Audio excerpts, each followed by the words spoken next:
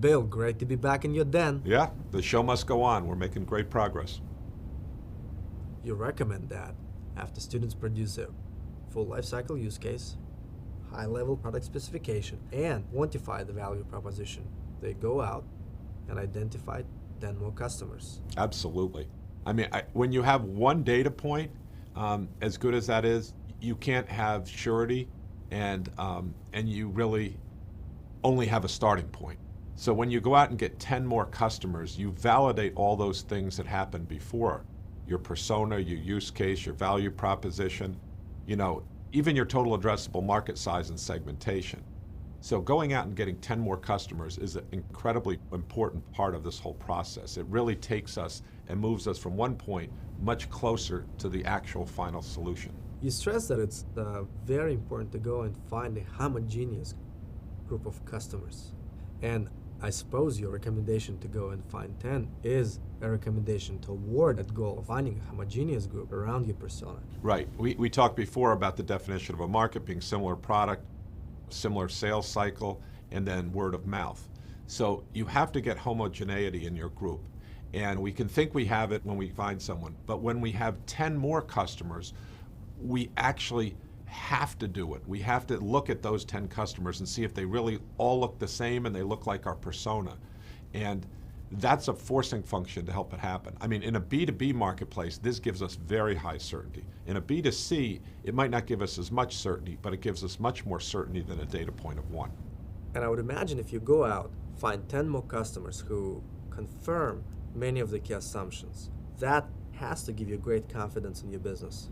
Remember, we're in inquiry mode here, and a lot of times this is a mistake that entrepreneurs make. They go out and try to find 10 people that confirm what they like, and that's not what we're looking to do here. In inquiry mode, we're looking to find 10 people just like our persona, and then see how much of what we believe is correct and how much of it needs to be refined and how much of it's invalidated.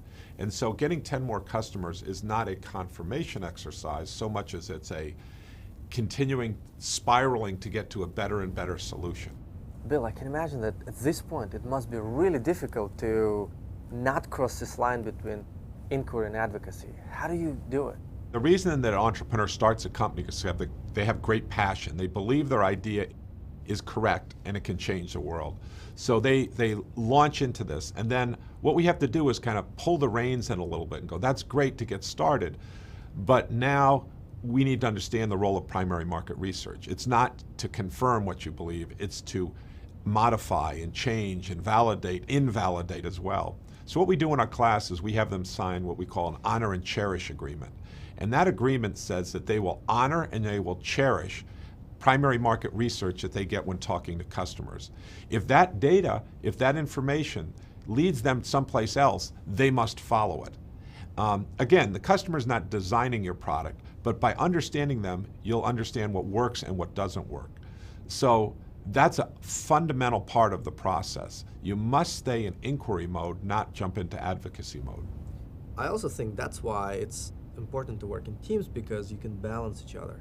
It's very hard for people to see their own biases. If you just look at parents looking at their own child, they don't understand their biases. Or if you ask someone to correct their own homework, they're very poor at that. So it's very good to get two perspectives to keep each other honest on that. And again, reaffirm up front that we are in inquiry mode, and primary market research is not to just confirm, but to refine and validate and invalidate, more importantly. Now, Steve Jobs used to say that it's not always a good idea to listen to the customer. You gotta be running ahead of the customer and actually telling the customer what the customer wants. What's your perspective on this? The job of the customer is not to define the product. That's your job.